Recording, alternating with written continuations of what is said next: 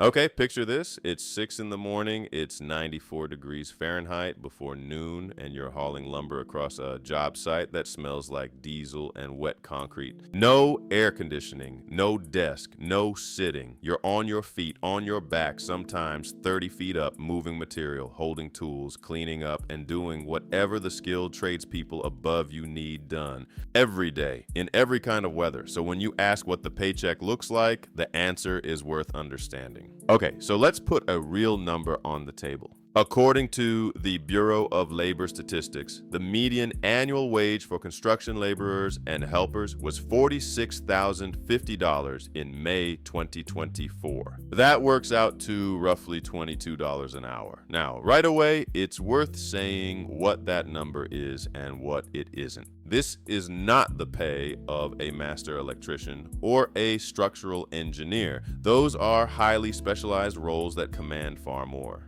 This is the baseline. The laborer, the helper, the person doing the physical support work that every job site depends on to function. And $46,000 a year for work that demands this much of your body is genuinely worth understanding. Because the question is not just what the number is, it's why it sits where it does. Hey, it's CJ, the creator of this channel. If you want to make YouTube videos but don't want to spend the time it takes to script, film, and edit, with topic2video.com, you don't have to. The video you're watching right now is proof. I input my topic into the platform and this full-length video came out. I know it sounds simple, but it's true. No script writing, recording, or editing. Just put your ideas in and get your videos out. Try it for free today at topic2video.com. Now back to the video. To understand the wage, you first have to understand the work. And the work is not glamorous. Construction laborers and helpers do what economists call low autonomy support tasks. That means you are not running the job, you are keeping the job running. You are supplying materials to the workers who need them. You are holding things in place. You are cleaning the work area so the site stays functional and safe. You are the person who shows up wherever you are needed and does what needs doing. That might sound straightforward, but the physical toll is real. These jobs are often outdoors, full-time in all weather conditions, meaning 20-degree mornings in January, 100-degree afternoons in August, rain, wind, whatever the season delivers. Sometimes the work is at height, on scaffolding or rooftops. Sometimes it's underground. The body absorbs all of it, day after day. Yeah.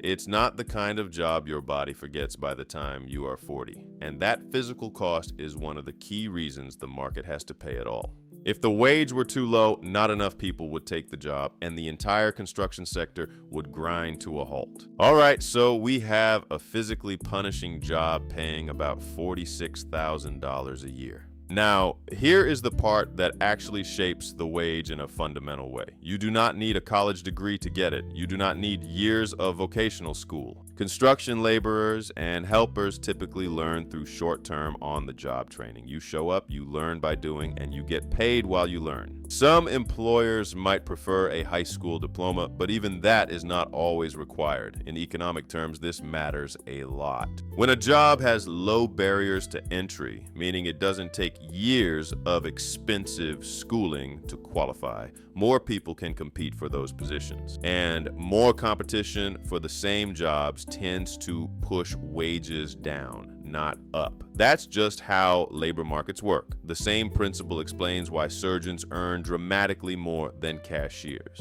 It's not only about difficulty, it's about how many people can realistically do the job. So construction laborers occupy an interesting position. The work is genuinely hard. The physical demands are serious, but because the formal credentialing requirements are low, the wage reflects that accessible entry point. The market is not pricing the pain, it's pricing the skill threshold and the supply of available workers. Yeah, now here is where the story gets more interesting. Even with that low barrier to entry, demand for construction laborers is growing and growing fast. The Bureau of Labor Statistics projects employment for construction laborers and helpers to increase 7% from 2024 to 2034. To put that in perspective, the average for all occupations is much slower. This is one of the stronger growth outlooks in the labor market right now.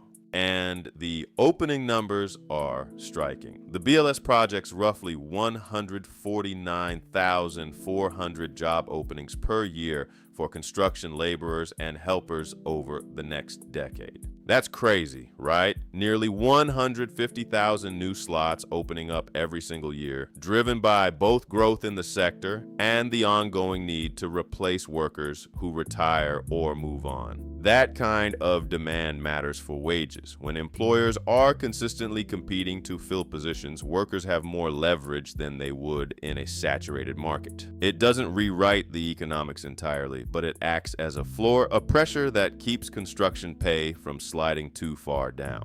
The work is hard, the supply of willing workers is real, and the demand for those workers is strong enough that the two forces together produce that $46,000 figure. One more piece of context worth mentioning. Unions. Depending on where a construction worker is located and which trade they belong to, union membership can meaningfully affect pay, benefits, and job stability. Unionized workers often negotiate for higher wages and stronger protections than the median captures. That said, union membership across the entire U.S. workforce has been in long-term decline. As of 2023, only about 10% of all U.S. wage and salary workers were union members. That's not a high number. So, while unions remain an important part of how some construction workers experience the job, most workers across the economy, including many in construction, are not covered by collective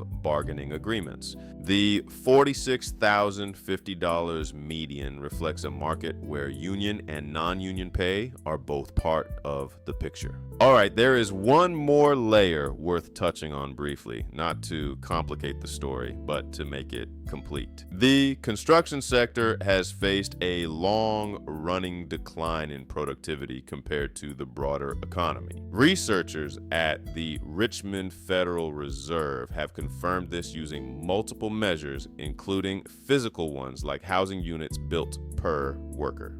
That's crazy. An industry that builds more things every year has been getting less efficient at it, not more. One plausible explanation researchers point to is tighter land use regulations. When rules make it harder to pursue large-scale projects, construction firms tend to stay small, which limits their ability to invest in better technology or operate at the kind of scale that drives efficiency gains. Less efficiency can constrain the growth in wages over time because productivity and pay tend to move together over the long run. It's a background force. It doesn't override the daily economics of the job, but it's part of why the construction paycheck looks the way it does when you zoom out. Okay, so let's bring it back to the worker standing on the job site at 6 in the morning. What does the $46,050 paycheck actually mean? It means the market has priced this work the way it prices most work, based on what it takes to get qualified, how many people can do it, and how badly the economy needs it done. The training path is short, which keeps the wage from reaching the levels commanded by highly specialized trades. The physical demands are real, which keeps the wage from falling to the floor.